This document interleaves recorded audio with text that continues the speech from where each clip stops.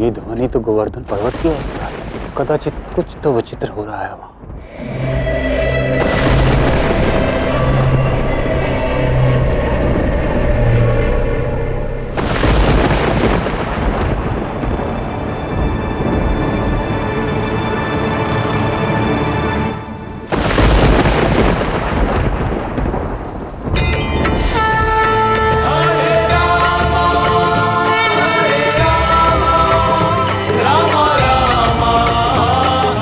माया से मन में भय और संदेह पैदा होता है, किंतु ये माया नहीं,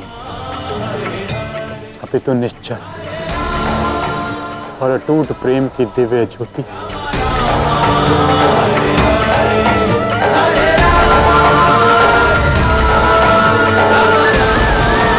हे श्री कृष्ण, मुझे अबोध को क्षमा करना।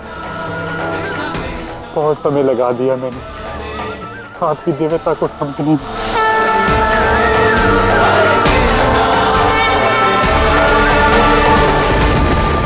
कहाँ राजा वो क्रोध? अभी तक आया क्यों नहीं? कंस,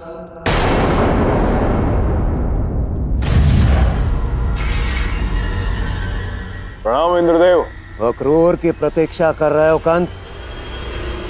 कदाचित यह जानकर तुम आश्चर्यचकित होगे, तुम्हारा सबसे अधिक विश्वास पात्र अक्रूर तुम्हारा साथ छोड़कर कृष्ण के दिखाए मार्ग पर निकल चुका है। उनका भक्त बन चुका है वो।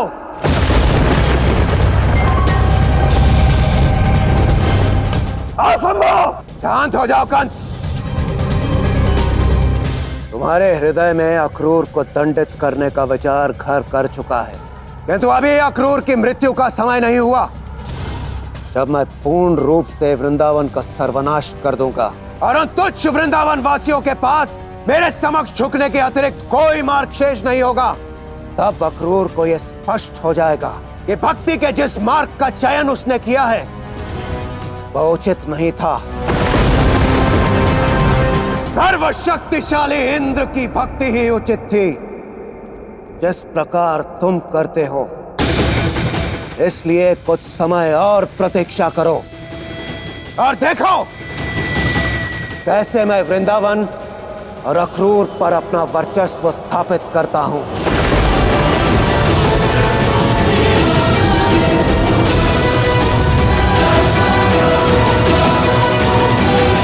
राधा, दाऊ, अब मुझे आप दोनों की सहायता की आवश्यकता है। इस अध्याय का सबसे कठिन समय प्रारंभ हो चुका है।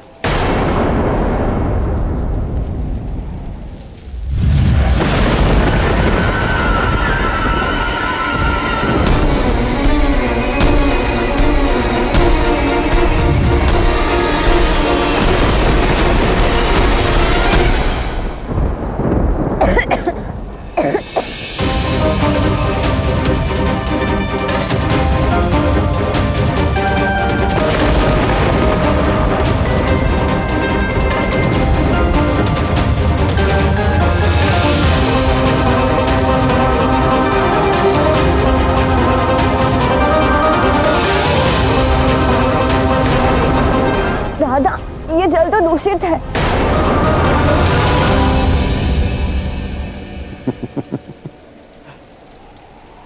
जल ही जीवन है और जल ही अमृत। इसलिए मैंने इस जल को ही दूषित कर दिया। जब पीने योग्य जल ही नहीं होगा तो तुम वृंदावन वासियों के लिए इस पर्वत के नीचे शरण लेना असंभव हो जाएगा।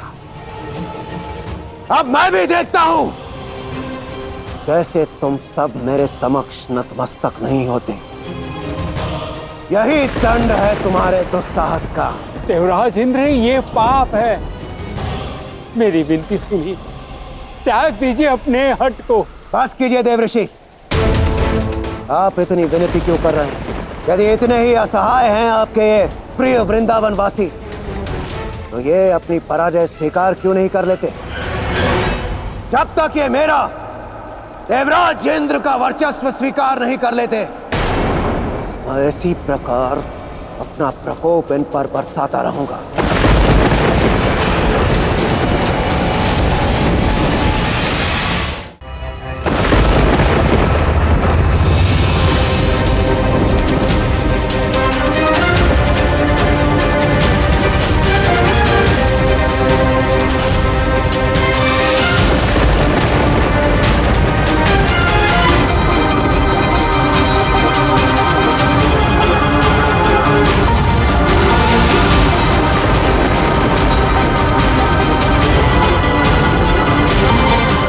आज पूरे 7 दिन हो गए इंद्रदेव को निर्दोष वृंदावन वासियों को सताते हुए।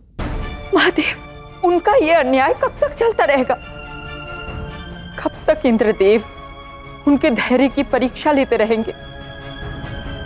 कब उनकी ये तृष्णा मिटेगी?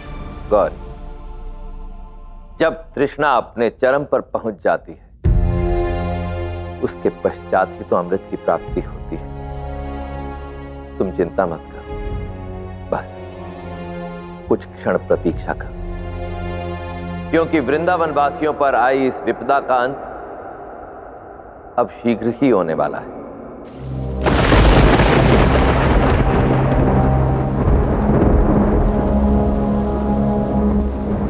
ठहरो पुत्र, ये जल पीने योग्य नहीं है।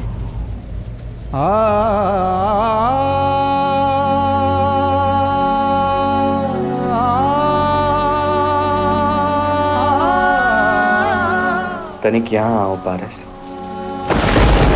संसार में सबसे अधिक साहसी वो व्यक्ति होता है जो कठिन से कठिन समय में अपने आंसू पीकर खड़ा हो जाता है।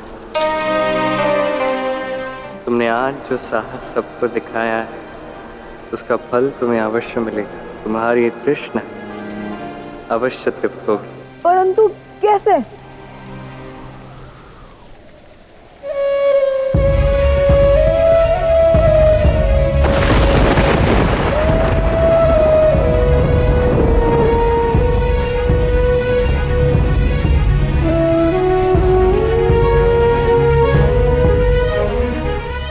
कृष्ण, मेरी तृष्णा तो सच में तृप्त हो गई।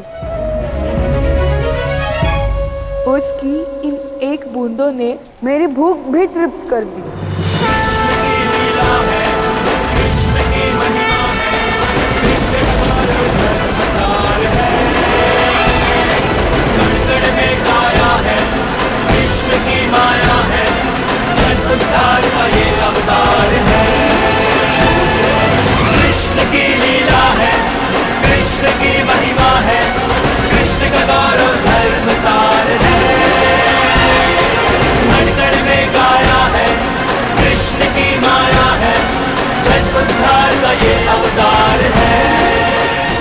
उसकी बूंद मात्र से कैसे तृप्त हो रहे हैं सभी? अब ये कौन सी नई माया है श्री कृष्ण की? देवराज इंद्र, ये माया नहीं अपितु श्री कृष्ण का प्रेम है।